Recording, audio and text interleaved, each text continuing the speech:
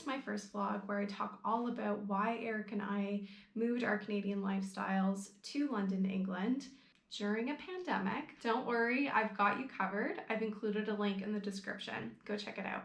So just like people, places make first impressions. I've moved a number of times in my life, and each place has left a drastically different impression on me. When I was younger, I moved from the Vancouver area to the Toronto area with my family. In the middle of high school, I moved from Toronto to Costa Rica, from Costa Rica back to Vancouver for university. Following university, Vancouver, back to Toronto. Eric has also moved a number of times in his life, all within about the same 20-kilometer radius in the same city in the Greater Toronto area. So what was our first impression of London like? Well, it looked a lot like this.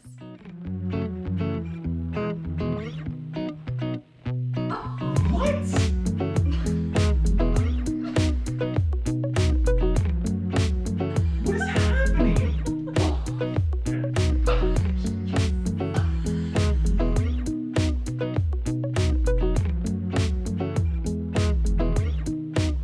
What buttons are you hitting? Are you hitting these buttons? Aces.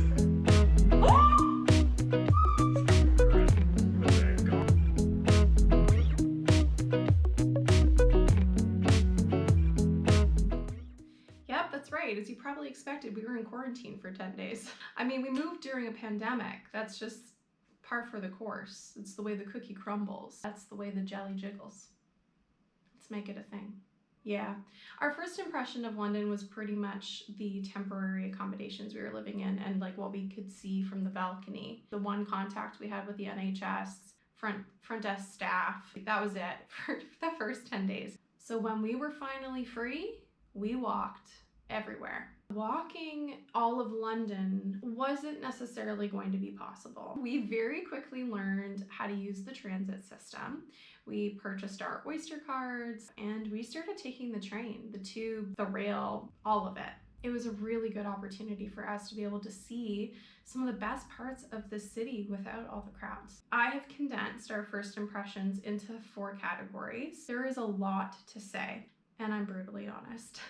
These are just the things that we noticed. I am very curious to know if you have been to London or if you're living in London, about what your first impressions were. Maybe you're like completely aligned with the things I'm about to say, or maybe you're like, no, Michelle, no. Number 1 on the list is London feels massive.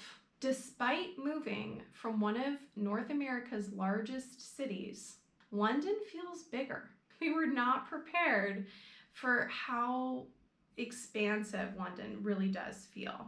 And all you need to do is look at a transit map. We live here. That's a lot. Wow. First impression, like overwhelming. It's a complex city. It's also old. That one's obvious. There's buildings and architecture from like all different time periods. There's so much history here.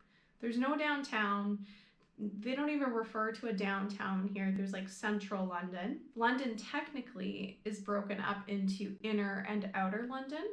And then all of that is broken up into boroughs. The city of London, it's 1.1 square miles. That's 2.9 square kilometers. Why is it that London genuinely feels bigger? I don't know what the answer is, but from my perspective, there's a few things that stand out to me. Buildings are tightly packed together, and also the population density. We haven't even really experienced that yet because we are still dealing with the pandemic and slowly being eased out of restrictions. And really in the Greater Toronto area, only certain parts of the GTA really feel like city.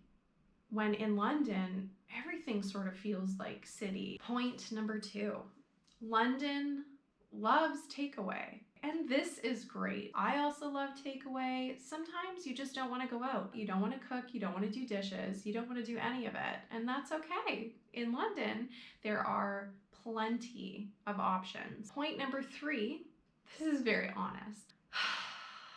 I don't think it would be realistic if I only talked about positive things. London litters. There's this very strange phenomenon where some people post dockside drinks, lunchtime picnic, coffee date with your bestie seem to just develop this form of amnesia. They get up and it's like they've completely forgotten why they were there or what they were doing. They just walk away.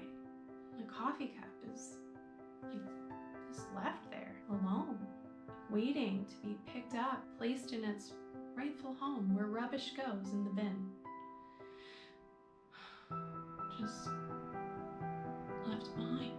We'll see Tower Hamlet staff out there after like your typical socializing nights like Friday, Saturday, Thursday, like most days. There are also a number of volunteer programs in and around the London area. These people are raising awareness and they're also doing a lot of the cleanup as well. And as far as I understand it, London littering is a historical problem. And finally, number 4, London lives outdoors. This city is active and Londoners know how to spend quality time outdoors. You know that the sun has made an appearance, or is at least trying to, when you can hear the sound of Prosecco popping in the park. And it really couldn't be a better match for me. From going for walks or hikes or picnicking, honestly, just doing anything outside, this is a great city to live in if you're into that. Fitness and outdoor activity really seem to be a way of life. I really get the sense that this is part of the culture here. It doesn't matter what time of day. If you want to go for a run, you're not going to be alone. But like, watch out for those runners. Like, they're coming.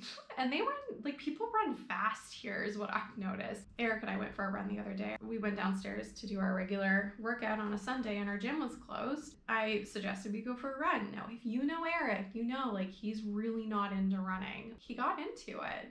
He even said he would go again. Is the London, like, active outdoor vibe rubbing off? I think so. Including its obvious challenges. London is the type of city that's really easy to fall in love with. You still talking? Yeah. Like and subscribe. I'm on. Yep, like he said, do the things. Thank you for joining me for another episode of A Canadian Abroad. Take care of yourself, keep an open mind, do hard things, challenge yourself. That's how we grow. Speaking of, next week, 48-hour flat search. I wasn't even sure if I was going to talk about it. It was very stress-inducing. We went from being homeowners to renters. Does it sound like a great time? This is real life. I'm going to tell you about it.